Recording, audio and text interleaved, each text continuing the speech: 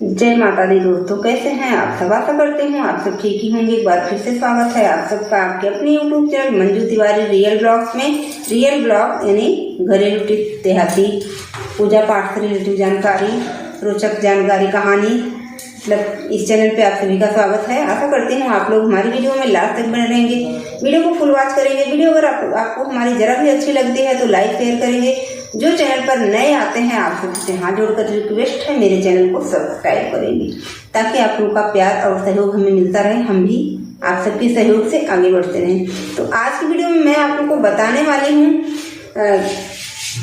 नवरात्रि कलश स्थापना कितने बजे से कितने बजे है, कितना तारीख को। मेरा वीडियो थोड़ा लेट हो गया है इसलिए कि मेरे यहाँ लाइट की प्रॉब्लम थी। 2 से 3 दिन तक मेरे यहाँ 72 घंटे तक का लाइट का हड़ताल था। इसकी वजह से मोबाइल चार्ज ना होने की वजह से वीडियो एक दिन पहले जा पा रही है, तो आप लोग हमें माफ कर दीजिएगा। फिर भी जहाँ तक पहुँचती है, जितने लोगों तक पहुँचती है, जो लोग हमें जानना चाहते हैं, हमें जानते हैं, वो लोग हमारी वीडियो जरूर देखेंगे। तो चलिए वीडियो को शुरू करते हैं। नवरात्रि कब है और कलश स्थापना कब है, और उसमें कुछ जरूरी कार्य ये है कि जो हमें नहीं करने हैं 9 दिन नवरात्र तक। उसके एक दिन पहले हमें वो कार्य कर लेना है, ठीक है। जो है उसके एक दिन पहले हमें वो कार्य कर लेना है। तो आइए बताते हैं आप लोगों को नवरात्रि कब शुरू हो रही है। नवरात्रि 30 मार्च को है, 30 मार्च नहीं जी, 30 मार्च को तो उद्यापन यानी नवमी है। 22 मार्च को लग रहा है नवरात्रि, चैत्र नवरात्र 22 मार्च को लग रहा है। और जिसकी कलश स्थापना 6:23 से शुरू होगी और 7:32 तक यानी 1 घंटे 9 मिनट तक कलश स्थापना यानी घट स्थापना पूजन का टाइम है। उस टाइम इस बार पूजा थोड़ा बहुत ही सुबह में है, तो हमारी सभी जो कलश रखती हैं बहनें,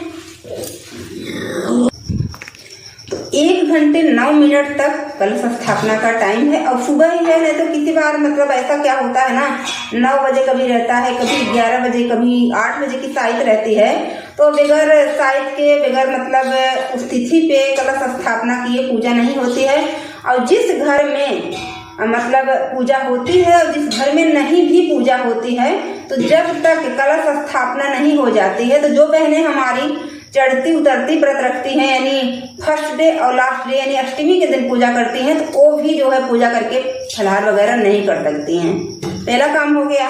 तो मैंने आपको बताया कि नवरात्रि कब शुरू हो रही है और कितने बजे है कलश स्थापना, चाहे कह लीजिए या घट स्थापना कह लीजिए। माता रानी का आगमन होगा इस समय हमारे घर।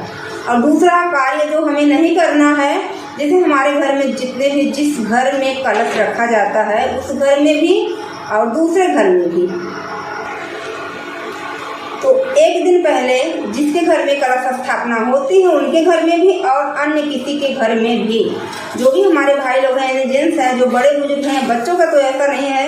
सिर्फ यानी दाढ़ी बनवाना जो होता है, आप नवरात्रि के एक दिन पहले अपने बाल कटवाइए, चाहे बच्चों का बाल कटवाना हो या चाहे बड़ों की दाढ़ी बनाना हो। एक दिन पहले यह कार्य कर लेना है आपको, ठीक है।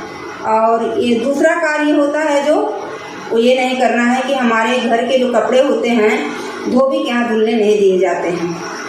धोबी के यहाँ बिल्कुल भी हम कपड़े नहीं धुलने को दे सकते हैं।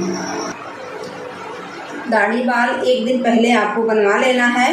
घर में 9 दिन नवरात्रि भर लहसुन और प्याज की चीज़ें नहीं बनानी है अपने किचन में, क्योंकि ये तामसिक भोजन के रूप में आता है। इससे नकारात्मक शक्तियाँ हमारे घर में आ जाती हैं। तो लहसुन और प्याज का, वैसे भी अगर आप कोई भी व्रत रखते हैं तो एक दिन पहले शाम के वक्त आपको जो है लहसुन प्याज नहीं खाना है। कुछ ऐसे पदार्थ हैं, मतलब हमारे किचन में भोजन है जो कि हमको व्रत रखने के एक दिन पहले नहीं खाना है। तो अगर वो सारी चीज़ें यहाँ पर शेयर करूँगी तो फिर वीडियो ज़्यादा बड़ी हो जाएगी। नेक्स्ट टाइम शेयर कर दूंगी आप लोग के साथ कि व्रत के एक दिन पहले क्या नहीं खाना चाहिए हमको। तो लहसुन और प्याज आपको 9 दिन नवरात्रि में नहीं बनाना है। और दूसरी बात, अगर आप पिसी हुई हल्दी खाते हैं तो अलग की बात है, लेकिन अगर आप कड़ी गांठ खाते हैं तो उसको गांठ को तोड़ के रख लेना है, 2 टुकड़ों में करके रख लेना है। 9 दिन आपको गांठ नहीं तोड़ना है।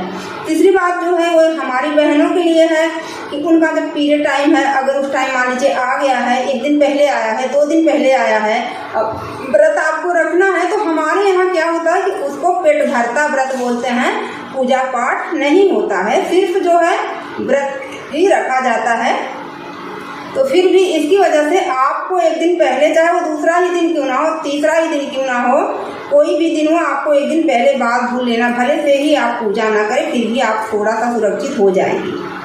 उसके बाद अगर 9 दिन के बीच में आपका 7वां दिन होता है, वैसे 5वें दिन ही लोग पूजा करने लगते हैं, फिलहाल के लिए 7वें दिन ही पूजा होती है। तो नवरात्रि में तो बिल्कुल भी नहीं, 7वें दिन आपको दोबारा से बाल धुलना है और दोबारा से पूजा अपने घर में करनी है माता रानी की। ये हो गया। और हाँ, इस घर में इस दिनों में अगर आपके द्वार पर गौ माता आती है या कोई भिक्षुक आता है तो उन्हें ऐसे न लौटाएं। भिक्षुक को भोजन कराना है तो भोजन कराएं, कुछ दान देना है तो दान दीजिए। कहते हैं कि अगर इस दिनों में जो दान दिया जाता है उसका कई गुना फल हमें मिलता है। गौ माता को पानी पिलाया जाता है, अगर हमारे द्वार पर आई हैं, प्यासी हैं, भूखी हैं, तो उनका भी अपमान हमें नहीं करना चाहिए।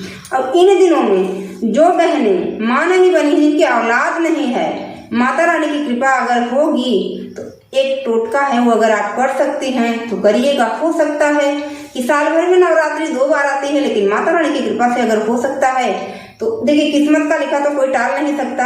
आदमी सिर्फ अपना कर्म करता है। कहीं पंडित से सुना, कहीं पुजारी से सुना, कहीं खुद से कुछ किया जो है, तो उनके घर में भी औलाद अवश्य होगी। तो एक कार्य करना है आपको, उस दिन फर्स्ट वाले दिन एक नारियल लेना है। यानी पूजा तो आप करते हैं, ये नहीं है कि हम जो है नवरात्रि 9 दिन का व्रत रखें तभी नारियल चढ़ाएं, नहीं। हम भी तो अपने घर में नारियल चढ़ाते हैं। एक नारियल आपको मंगाना है, उसको लाल कपड़े में जो है लपेट करके, एक ये जो रक्षा आता है उससे बांध करके माता रानी को हाथ में लेकर के अपने आंचल में रखिए, उसको स्मरण कीजिए, ओम धूम दुर्गाय नमः, मतलब ऐसा कुछ ही बोलिए जो है, मतलब कोई ऐसा मंत्र बोलिए जो भी माता रानी को प्रिय हो। ऐसा मुझे कोई ये ज्ञान नहीं है कि बस यही बोल दीजिए तो पक्का हो जाएगा। वो बोल करके उसको अपने मन की कामना को करके अपने मंदिर में रख दीजिए, ठीक है। माता रानी हो सकता है कि आपकी जल्द ही मनोकामना पूरी कर दे, आपकी झोली भी भर जाए, सही है ना। तो और जो नवरात्र का 9 दिन का व्रत रखती हैं जो हमारी बहनें, और जो नहीं भी रखती हैं, फर्स्ट या सेकंड लास्ट डे का रखती हैं, तो वो भी एक दिन पहले अपने बाल को धुल लें, साफ सुथरा सुरक्षित हो जाएं। अपने घर के मंदिर की साफ सफाई कर लें, क्योंकि यहाँ पर खरमास भी रहता है, इसके पहले नवरात्रि के पहले खरमास भी रहता है। तो पूरे मंदिर को साफ सुथरा सुरक्षित कर लें, अपने मन को साफ सुथरा सुरक्षित रखें। ऐसा नहीं है कि आप पूजा करने जा रही हैं तो आपके मन में गलत भावनाएं हैं, उस पूजा का हमें कोई फल नहीं मिलता है। पूजा हो या किसी की सेवा हो, वो सच्चे भावना से की जाती है। फिलहाल के लिए जो भी जितनी भी जानकारी मुझे थी मैंने आप लोगों तक पहुंचाने का प्रयास किया है। आशा करती हूँ माता रानी आप सब पर अपनी कृपा दृष्टि बनाए रखेंगी। और अगर मुझसे बातचीत करने में या कुछ बताने में भूल होती है, कोई त्रुटि होती है, तो माता रानी और हमारे सुनने वाले सभी दर्शक भाई बहन हमें माफ करेंगे। मिलती हूँ आप लोगों से अच्छी जानकारी के साथ नेक्स्ट वीडियो में, अच्छे ब्लॉग के साथ। तब तक के लिए जय माता।